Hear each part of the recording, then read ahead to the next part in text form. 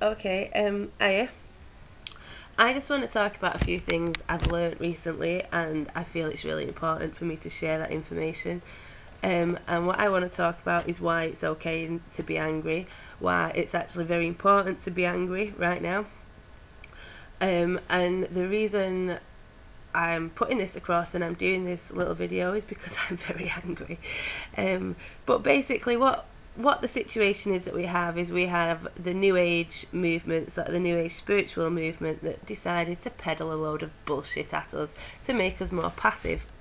And a lot of people didn't realise or don't realise that this is actually another way of the government trying to control us, because it's got the word spirituality attached to it, and everybody's trying to find some spiritual enlightenment, which is fair enough because we're in dire times and people are in great need of that. So they peddled this movement at us and they gave us all this information, but what they did is left out very key points, the key points that actually give us back our full power. And they emphasise certain points that make us very passive. So there's a few things there's quite a few lies that have been emphasised over and over again towards us in books like The Secret, or by books like How to Be Compassionate by the Dalai Lama. And basically the lies are: ignore the negative, never get angry, accept, don't resist, meditate and be the change you want to see, and forgive, always forgive. So I'm just going to go through these points. Hopefully I'll try and stay on track. I'll probably lose myself a little bit. But the first point of ignoring the negative is a lie. So what they say to you all the time is they say to you, oh, you've got to be positive. You want a positive mental attitude is one of the phrases they've coined, isn't it?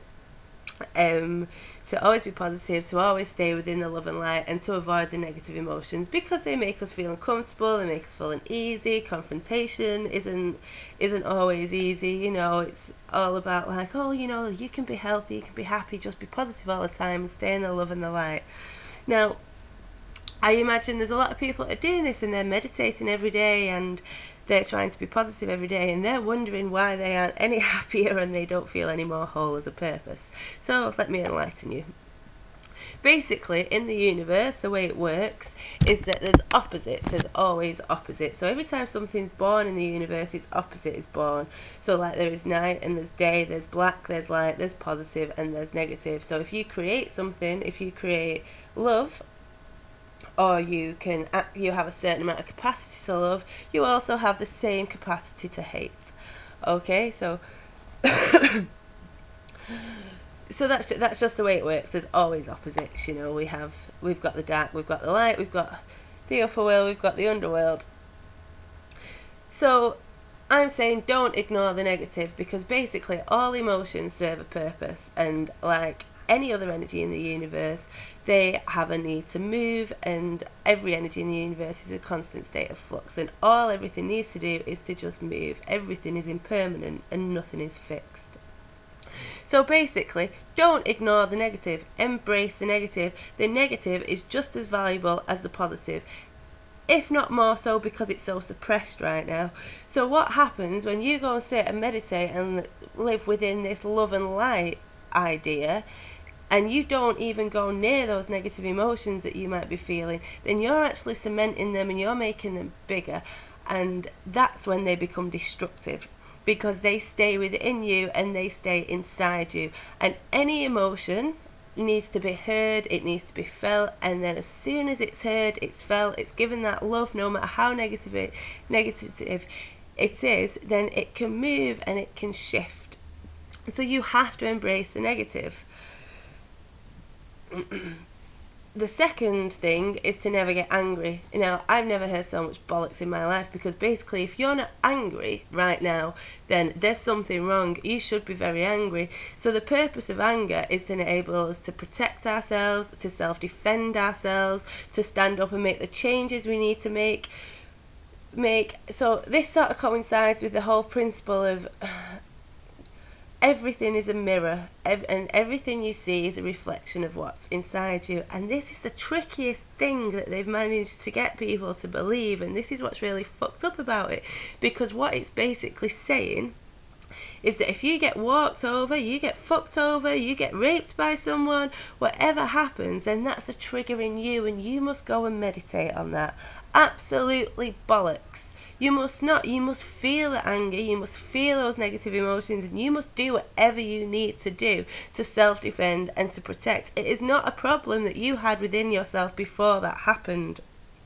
You need to be angry. That anger enables us to stand up and to self-defend what we need to defend. So this anger is really important, and it's so important that people understand that this anger is important right now, is because we are having our power took away from us on a daily basis, and by people who are actively and consciously, it's not happening by accident, of people fucking up this world, raping the earth and killing the earth.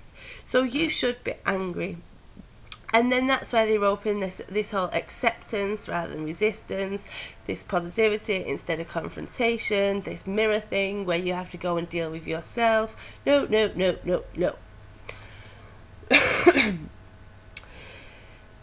So within that, I just want to talk about the idea of responsibility. Responsibility means the ability to respond. So basically, whatever the situation is, you have to assess whether you have an ability to respond. So if somebody is drowning in a lake and you're driving past that lake at 70 miles an hour, you are not in a position to respond. You are not responsible, therefore you are not responsible for it. If you are walking past that lake and somebody is drowning, you are in a position to intervene and respond, therefore you are responsible. So this brings us to the issue of being accountable and being responsible, and we are all accountable and we are all responsible for what we see, because we are morally obligated to defend our land. So the whole idea that well, for a start, the whole idea that we can just trust somebody else to do it, i.e. our government, no, I don't think so. We're all responsible. So if we are silent, I know we have mortgages, we have comfortable houses, and we don't really want to threaten that. You know, your kids aren't going to have anywhere to live, your grandkids are not going to have anywhere to live, and they're not going to have anything to eat, and they're not going to have any decent water if you don't take responsibility now. We are in a position to respond now.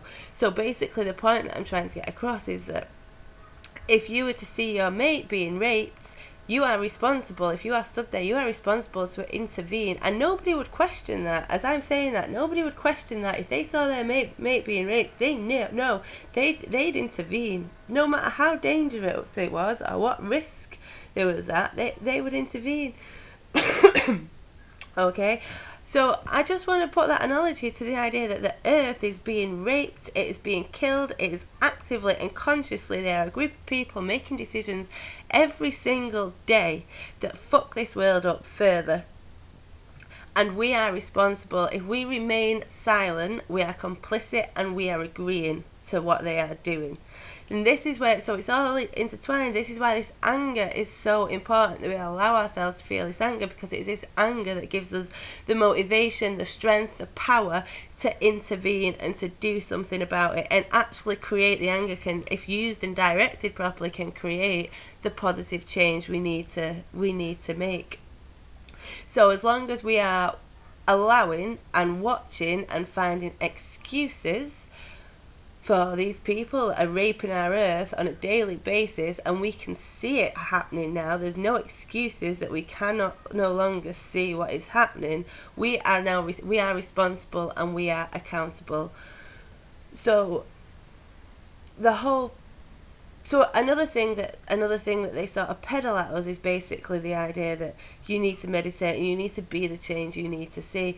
And what they do with the law of attraction, what they've actually missed out, they say, you know, the law of attraction, so if you meditate enough and you think enough about what you want to create, it'll come to you.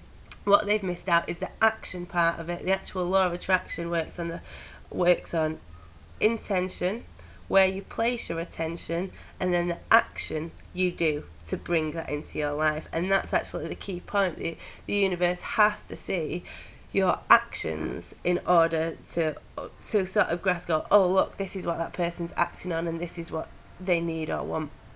and then it'll endeavour to give you what you want if they see you acting upon it.